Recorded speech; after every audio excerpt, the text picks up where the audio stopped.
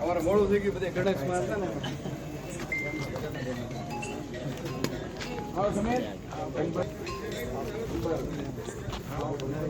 કેમ છો મજામાં?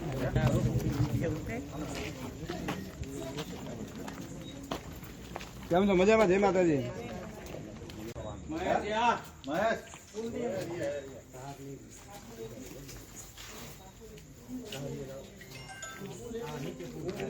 તમે બધે તમારા હાથે કરો તમે હાલો હાથ વટાડજો બધે.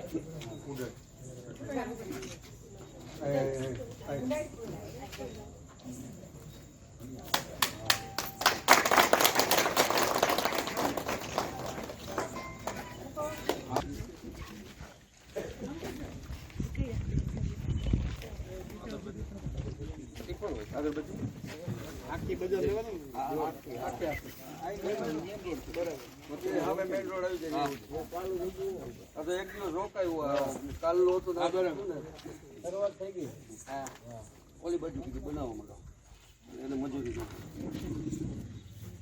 આપણે 5 વર્ષ પૂરા થાય ને ગામ રિપેર કરી દે. હા ના 100% આપણી આખું વંશલાવલી વાંચવાનો છું હું. કેટલા પૈસા નવા ગામમાં આપ્યા. ધીરજભાઈ ની સ્પેશિયલ એવી ભલામણ છે કે નવા ગામ બધા કરતા પાછળ ગામ છે વધારે પૈસા ત્યાં ફાળવે.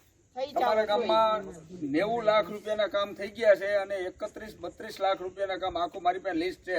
અમિતને હું આપી દઈ. 32 અત્યારે ધાબીનું કામ આલે છે. સમસાન બનાવવાનું છે 5 લાખ રૂપિયાનું. ત્યાં 10 લાખ રૂપિયાની દિવાલ છે. 3 ધાબીઓ છે અને હાલ તક 5 કરોડ છે.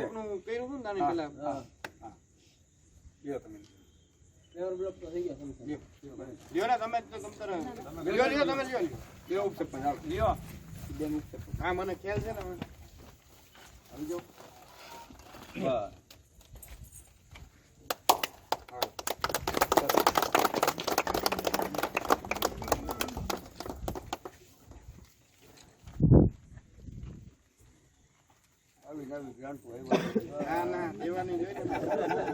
ના હજી સુધી ગ્રાન્ટ પાછું નથી કોઈ દિવસ.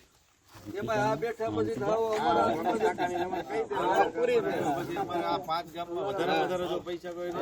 બેઠો તો આ લોકોને ભલામણ હોય ને કે ભાઈ વધારે પૈસા તમે નવા ગામમાં દેજો. ધારાસભ્ય પરિવાર ને આપણે ગણેશભાઈ ની બધા ભલામણ કામ કોઈ પણ કીધું આરસીસી નું કીધું હોય કે ઓલું કીધું બરાબર 100% કામ. હા બરાબર બહુ સરસ કર્યા. એમાં 1% કોઈ એમ ન કહે કે આ કામમાં નબળું થયું. અને ક્લાસ શેરી વાળા ધ્યાન રાખવાનું. ટોપર 1 બ્લોક શેરી વાળા ધ્યાન રાખે અને બ્લોક ટોપર 1. આ બરાબર અમને ભલામણ કરજો. બરાબર શેરી વાળાની જવાબદારી આપો. હા હા એમાં જો એને એમ લાગે કે કામ નબળું લટકાવજો અટકાવી દેવાનું. બરાબર અમે તારે મારીની વાત છે. પણ કેવી દીકરીના લગ્ન કે જે દીકરીને મા બાપ ન હોય, કદાચ માં હોય ને બાપુજી ન હોય, એવી દીકરીના લગ્નની અંદર જોડાવાનું કોઈ જાતની ફી નહીં, હાવ મફતમાં કંકુ ને રૂપિયો ને ચોખા અમારા આશ્રમ તરફથી, અમારા યુવદાસ બાબુ તરફથી. કારણ કે સમાજ આપે છે બાબુ, કે હું નહીં. સમાજનો ટેકો છે એટલે આ બધું થાય. એકલા હાથે તાળી ન વગડે. ગણપતિ ઉત્સવ સમિતિના આગ્રહને માન આપી અને આપણા ગામને આંગણે આપણા પોતાના જ આપણો જ લાડીલો, આપણે હું કામ ધીરજભાઈ દીકરો કેવો છે, આપણો જ લાડીલો અને હરમેશ આપણી પડખે રહેતા ભાઈ શ્રી ગણેશભાઈ પધાર્યા છે. એમને તાળીઓના ગડગડાટથી આપણે વધાવીએ. સાથે જ સમિતિની એવી ભાઈ ઈચ્છા છે કે ગણેશભાઈનો અમે હાર તોરા કરી અને સન્માન કરવું. પધારો અહીંયા અને સમિતિના બધા સભ્યો આવી જાઓ એક પછી, અને જાજો સમય બગડે નહીં. અહીંયા ગામની અંદર એક જાહેરાત કરી કે ભાઈ ત્યાં આશ્રમની અંદર જે પ્રભુજી જેનું નામ છે, આપણે ગાંડાવન ભાષા કહી છે અને બાપુએ એનું પ્રભુજી નામ કીધું. એમના માટે અનાજ બહેનો તરફથી 25 કટા ઘઉંના ભરાઈ ગયા છે. હજુ કોઈને જો ઈચ્છા હોય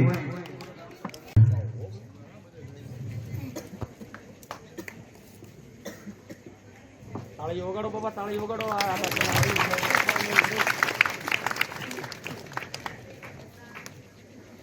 હવે ભાઈ શ્રી ગણેશભાઈએ કહી પ્રસંગોપાત બે શબ્દ. ગણેશ સમિતિ દ્વારા આયોજિત રામાવંડરમાં ઉપસ્થિત ગામના તમામ વડીલો, માતાઓ, બહેનો, મારા યુવાન ભાઈઓ અને મંડળના તમામ ભાઈઓને મારા વંદન. રમેશ કાકા મેં કીધું ને આમાં અમારે બોલવાનું નહીં, 4 મહિના પછી બોલવાનું જ છે. એટલે ખાસ કરીને નવા ગામ અમારા ઘરનું ગામ છે. કાયમી માટે દરેક સામાજિક કાર્ય હોય, રાજકીય કાર્ય હોય કે સારા નબળા પ્રસંગોની વાત હોય ને કાયમી માટે અમે ગામ સાથે ખૂબ લાગણીથી જોડાયેલા છીએ. એટલે આ ગામ અમારું પોતાનું, અમારા ઘરનું ગામ હોય એવું કાયમી માટે અમે અનુભવતા હોઈએ.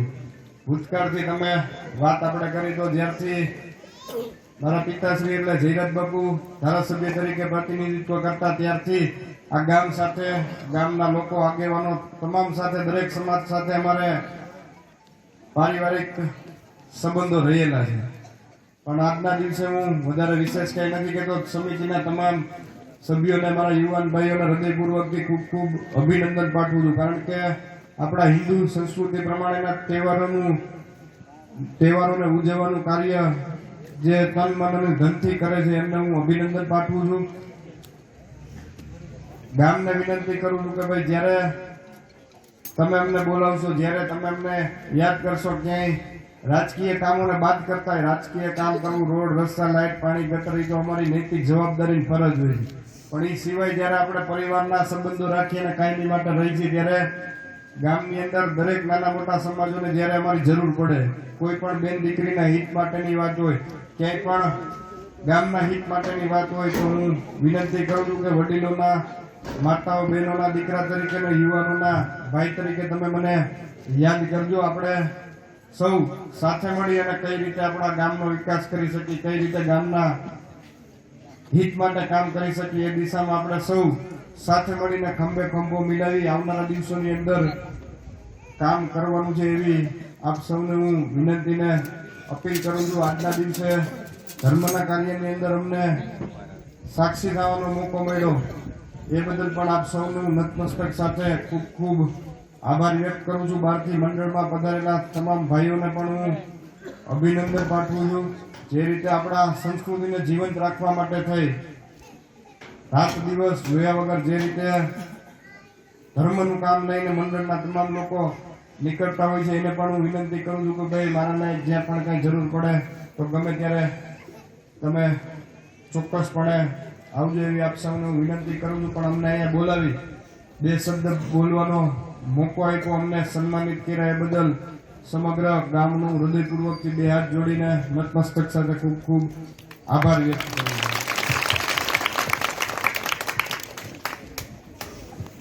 Hãy subscribe cho kênh